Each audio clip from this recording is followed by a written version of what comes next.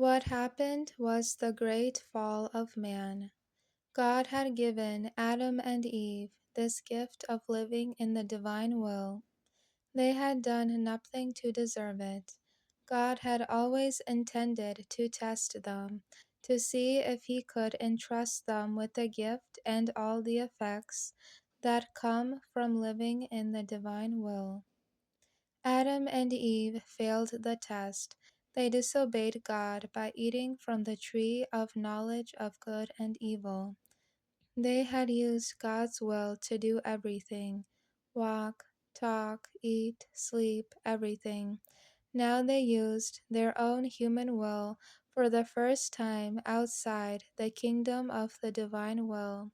So God took the gift of living in the divine will away from them and their offspring, us.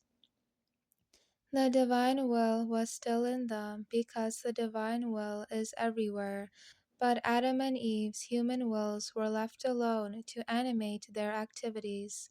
This was a great loss because their wills were not made by God to operate separate from His divine will. Without the divine will, Adam and Eve's human wills were weak, inconstant, and disordered. The human will alone closed heaven. Now, with the loss of the gift, Adam and Eve also suffered the loss of its effects. They no longer enjoyed God's infused knowledge. They now learned what it was to have pain and unhappiness. They started to grow old and would die. They now could think bad thoughts, want bad things, and do bad acts. And with the light of the divine will in Adam and Eve gone, the animals no longer flocked around them. Many creatures ran away. The vegetation no longer cooperated with them. Earth and creation were still operating in the divine will. Adam and Eve were no longer able to. They were now at odds with creation. This was hard on God too. The whole purpose of creation was suspended. He could no longer enjoy his creation and the innocent amusements he had with Adam and Eve.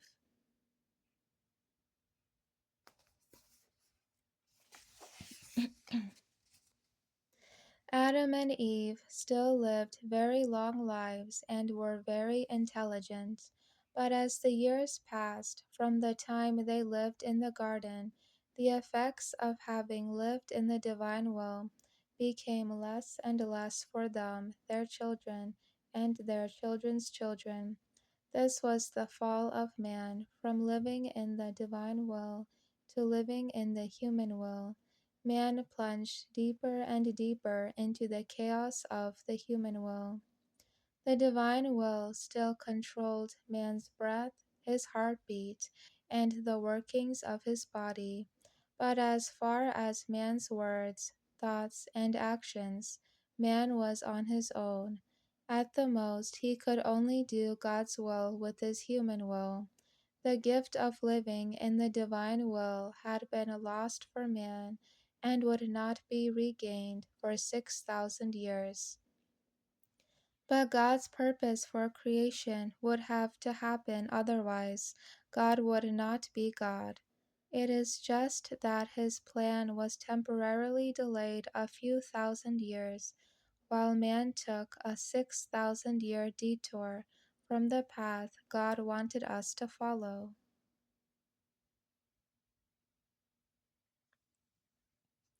If we take a closer look at the 6,000-year detour, we can see that God did not abandon man. He had a backup plan to bring us back to the original plan. This plan included all sorts of help, but it was still a long and difficult road because we no longer had the use of the divine will, and Satan had all sorts of miserable tricks to sidetrack us. The most important help God gave us was sending His only Son, Jesus. He suffered and died for our sins to open the gates of heaven for us. His death did not return the gift of the divine will, but did open channels of grace for us to start working in that direction. The sad thing is that it was God's original plan that Jesus would come to the world, where everyone was happily living in the divine will. He was to come as our glorious King. Instead, he had to come and die a horrible death to save us. Jesus will still come to the world as our glorious King, but this also has been delayed until a time appointed by God. First, the gift needed to be given back to us, and now we need to accept and live it, so that God's will is done on earth as in heaven.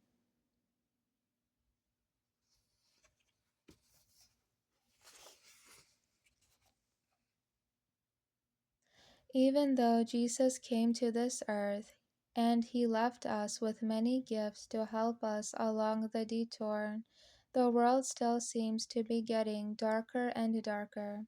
After 2,000 years, with the help of the Holy Spirit, the graces of the Eucharist, and the other sacraments, we still seem to be sinking lower and lower into the chaos of the human will.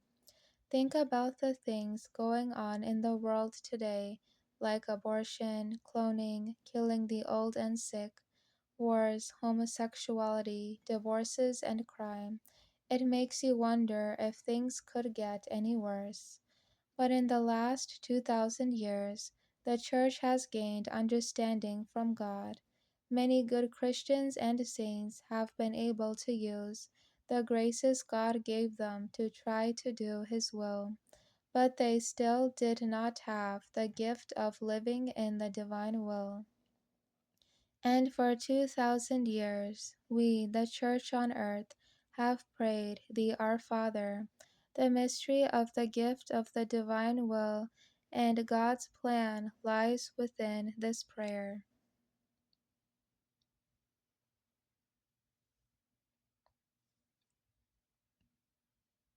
Every Christian knows the Our Father. This is the only prayer that Jesus ever taught his disciples. This fact alone should make us take a careful look at the words. Our Father, who art in heaven, hallowed be thy name. Thy kingdom come, thy will be done, on earth as it is in heaven. How is God's will done in heaven? While everyone in heaven lives in the divine will, how will God's will be done on earth as it is in heaven? We know this cannot be done by trying really hard to do God's will with our human will. At the most, only a small number of saints have been able to come close to doing God's will. But if you read about these saints, their lives were a constant struggle against their human wills. No one in heaven struggles to do God's will, and everyone lives in the divine will. So was Jesus just saying those words for the fun of it? Has the Church been praying for 2,000 years for something that will never happen?